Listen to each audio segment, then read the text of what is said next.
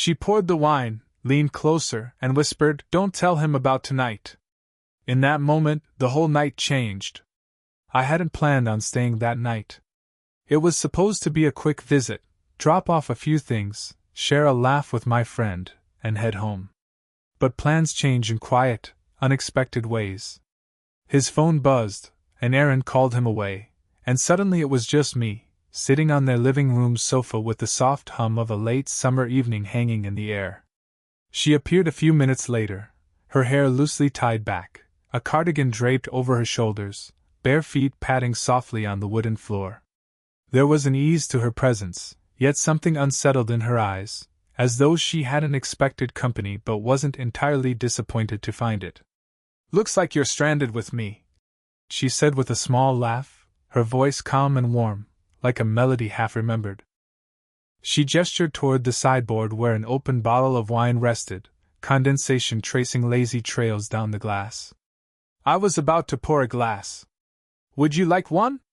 I hesitated, out of courtesy more than caution, then nodded. "Sure. Just a little." She moved with a quiet grace, the faint scent of citrus and something floral trailing as she leaned forward to pour. The light from the corner lamp pulled softly across her profile, gentle lines at the edge of her smile, the kind that spoke more of stories lived than years past. I caught myself noticing the way the sleeve of her cardigan slipped slightly as she handed me the glass, how her fingers brushed mine for the briefest moment, a spark so light it almost didn't exist, but I felt it all the same. The house seemed larger without my friend in it. Quieter.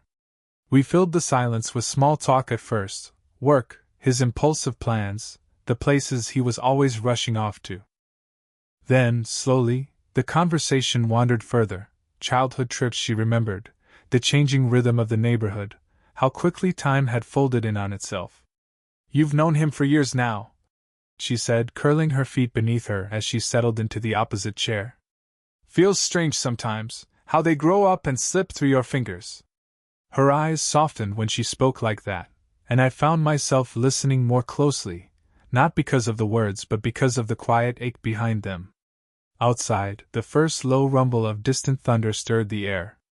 The evening light dimmed to a warm, honeyed glow as the living room grew stiller. I realized, sitting there with a glass in hand, that I'd never quite seen her this way, not just as someone's mom, but as a woman sitting across from me, carrying her own stories, her own pauses between sentences. I sipped the wine, felt its warmth thread lightly through me. She smiled faintly, as though catching the same thought in the air. Neither of us said much for a moment. It wasn't awkward. It was steady, suspended, a moment that felt like the beginning of something neither of us had named yet. The wine settled between us like a quiet invitation, warming the room in a way that went beyond the soft glow of the lamps. She refilled her own glass with a slow, deliberate motion, then set the bottle down gently, almost as though careful not to break the fragile balance of the evening. We began talking again, this time with fewer pauses and less formality.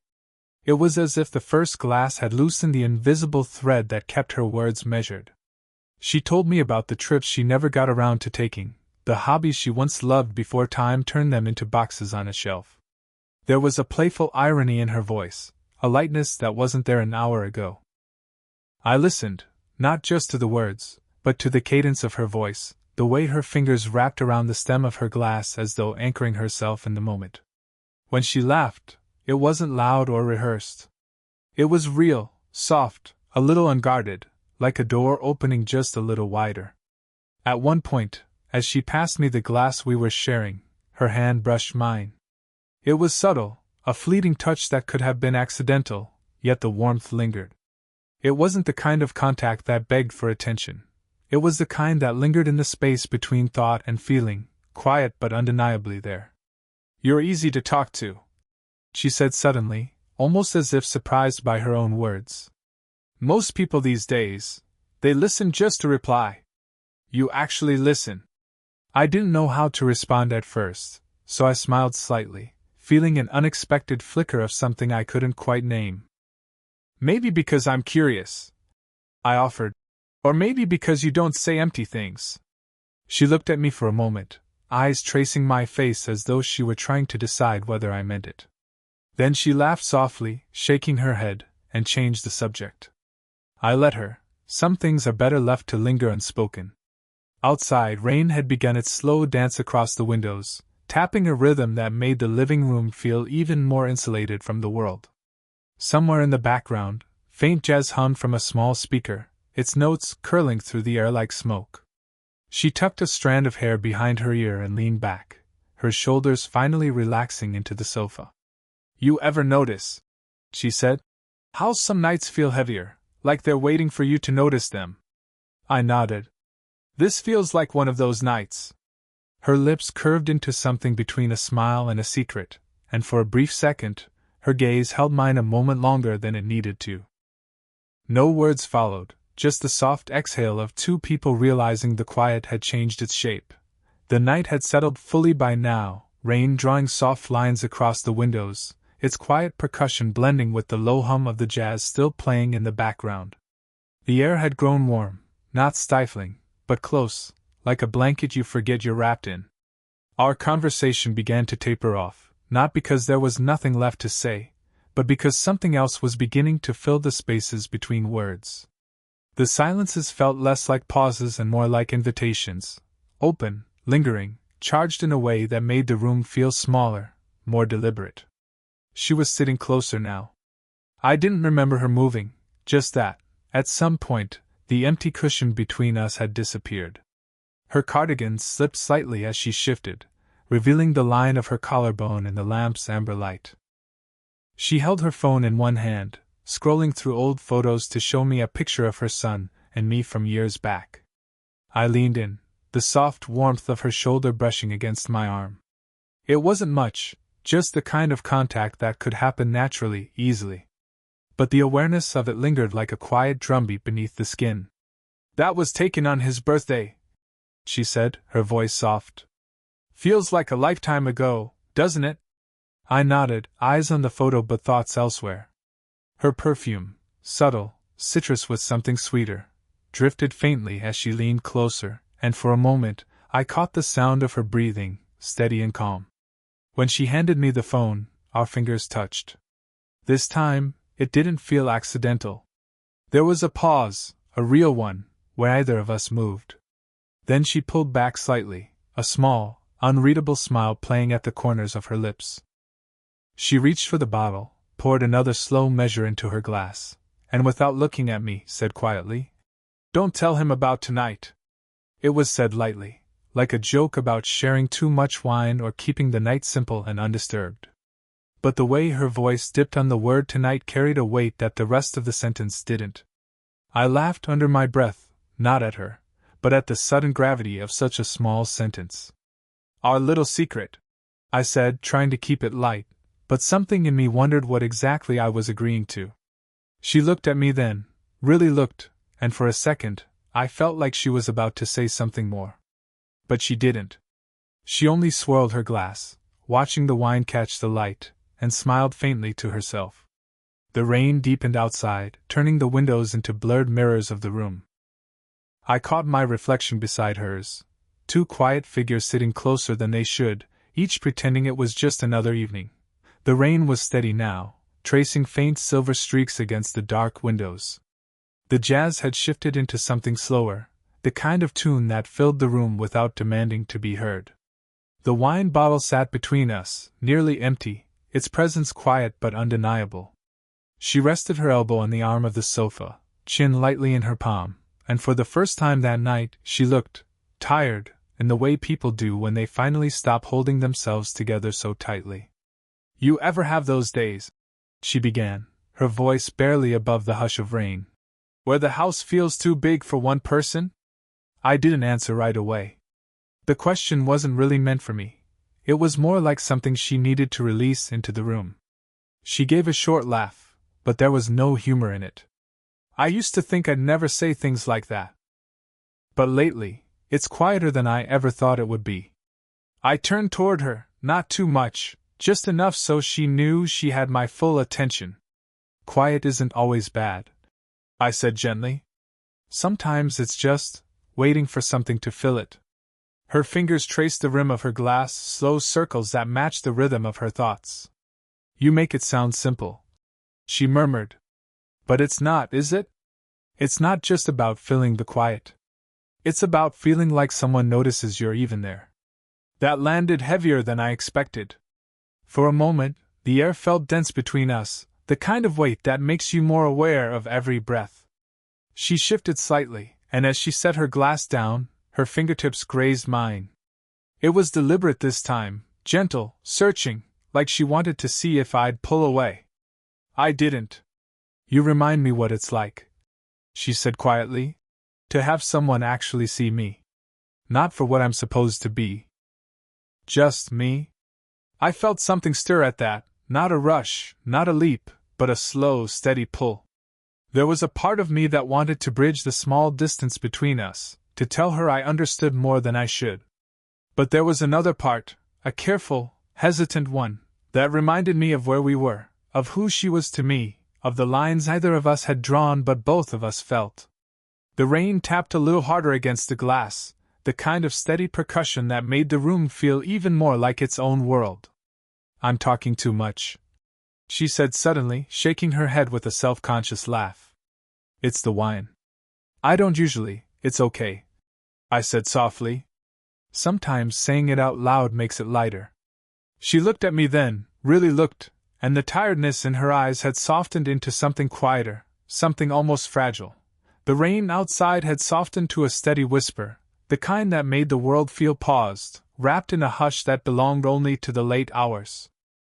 The jazz had long since shifted into something quieter, soft piano, fading in and out like a heartbeat. A movie flickered on the television, its dialogue little more than a murmur filling the room. Neither of us was really watching. Our attention had drifted somewhere in the middle, between the screen and the warmth of shared silence. She had moved a little closer over the last hour, not deliberately, but in the way two people do when conversation flows and the space between them stops mattering. The couch, wide enough to keep distance, now held us within the same soft stretch of cushions. Her shoulder brushed mine when she adjusted the blanket draped over her legs. The touch was light, almost absent-minded, but I felt the warmth of it linger, like the echo of a thought you're not supposed to have but can't quite ignore. "Thanks for staying," she said, her voice low, almost as though she didn't want the room to hear it. "I didn't want the night to end," I replied before I even thought about the words. They hung there, simple yet heavier than they sounded. She turned her head slightly, just enough for her hair to shift against her cheek, her eyes finding mine in the dim glow of the lamp. There was no performance in her gaze, no testing, no teasing. Just a quiet searching, like she was trying to read what I wasn't saying. The movie continued to play, its colors casting faint reflections across her skin. Her hand rested on the couch beside mine, not touching, but close enough that the heat of her skin bled across the narrow space. I could feel the question in the air: how close is too close? How long before this stops being nothing and starts meaning something? She gave a small smile, one that didn't quite reach her eyes, and leaned back just slightly. "It's been a while since I had a night like this," she admitted softly. "What do you mean?" I asked. "Just easy," she said. "No noise. No pretending. Just someone to talk to." I didn't know what to say to that, so I said nothing. Sometimes silence feels more honest. A faint breeze rattled the window, and for a second, it felt like the world outside reminded us that time was still moving. Yet here, in this small room, it felt as though the clock had forgotten its duty. Her gaze lingered one moment longer, then drifted back to the screen. The distance between us didn't grow. It didn't need to. The clock on the wall ticked past midnight, its soft click marking the kind of hour where the night feels heavier, quieter, more fragile. The rain had slowed to a mist against the windows, leaving faint trails of silver beneath the streetlights. She stood slowly, her blanket slipping from her lap to the couch. "I should tidy up a little," she said, though her voice didn't carry the weight of obligation, more a way to move, to ease the moment that had stretched just enough to feel new. I rose as well, gathering the empty glasses, letting my hands move in small, ordinary gestures, while my mind carried something else entirely, the awareness of how rare this night felt. At the kitchen counter, she reached for the bottle, her fingers brushing against mine as we set things down side by side. It wasn't a jolt, not a spark, just a warmth, real and quiet. Her hand lingered for a heartbeat longer than it needed to. She looked at me then, eyes softened by the lamplight, a trace of hesitation beneath the steady surface. "Tonight felt different," she said. I held her gaze. It did. There was no rush to fill the silence after that. The air between us carried enough unspoken questions, unformed answers, the kind of things that don't need to be named to exist. She exhaled slowly, her fingers sliding from the counter to her side, as though pulling herself back from some edge she hadn't realized she'd reached. "It's been a long time since I've had company like this," she murmured. "Just easy. Kind." Her choice of words made something settle in me, not a victory, not a triumph, just a quiet sense of being seen. We walked to the hallway together, the house dim except for the living room's fading glow. At the doorway, she paused, hand resting lightly on the frame. For a second, either of us moved. The world outside was waiting, tomorrow was waiting, but here, in this soft pocket of night, it felt like the rest of it could wait a little longer. "I'm glad you stayed," she said, her voice a little lower now, as though the words were meant only for the space between us. "I'm glad too," I replied, my voice steady but quieter than I intended. She smiled, small, almost private, and stepped back just enough to let the moment breathe. "Sleep well," she said finally, and it carried more warmth than a simple goodnight should. As I turned toward the guest room, I felt the ghost of her hand on my wrist, where it had rested only a moment earlier. It wasn't possession. It wasn't a promise. Just a trace, soft, unspoken, real. Morning arrived gently, the kind of pale gold that seeps slowly through curtains before the world fully stirs. I woke to the faint aroma of coffee drifting down the hallway, rich, warm, carrying the quiet suggestion that the night before had been real and not some drawn-out dream. The house felt still, but not empty. It held the residue of last night, the quiet rain, the soft music, the space between us that had become something delicate. As I gathered my things, I caught myself pausing longer than necessary, folding my jacket, tying my laces slowly, as though leaving too quickly might undo the thread that had formed. She was in the kitchen when I stepped out, her back to me, hair loosely tied, a mug cradled in her hands. Sunlight caught the edge of her profile, softening every line into something warm and familiar. "Good morning," she said, turning slightly with a small, knowing smile. Her voice was calm, but her eyes carried the same quiet depth as the night before. "Morning," I replied, my voice a little rough from the sleep still clinging to it. For a moment, we just stood there, the smell of coffee filling the room between us. No wine now, no rain, no late-hour haze, just morning, simple and unadorned. "You're heading out early," she said, glancing toward the door where my bag rested. "Yeah," I nodded.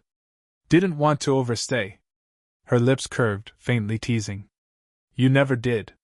It was a small line, but it held more than it said. She handed me a fresh cup, her fingers brushing mine just enough to stir the memory of how last night had felt, close, steady, unspoken. We didn't talk about the wine, or the rain, or the way the room had felt smaller with just the two of us in it. There was no need to. As I set the empty cup down and reached for my jacket, she leaned against the counter, mug still in her hands. "Our secret, right?" she asked, her tone light but her brow arched slightly in quiet amusement. I smiled. "Forever." The word left my lips easily, but it carried weight. Not the weight of guilt. There was nothing to hide in shame, just the weight of knowing that some nights live quietly beneath the surface of ordinary life, tucked away where only two people keep them. At the door, she stood with me, sunlight catching the edge of her hair, the faint steam of her coffee rising between us. There was no promise made, no line crossed, but as I stepped out into the cool morning air, I felt the kind of pause you carry with you, gentle, unfinished, warm. The door clicked softly behind me, and the street was waking, cars starting, birds scattered along the wires, the world continuing as if nothing had shifted. But something had.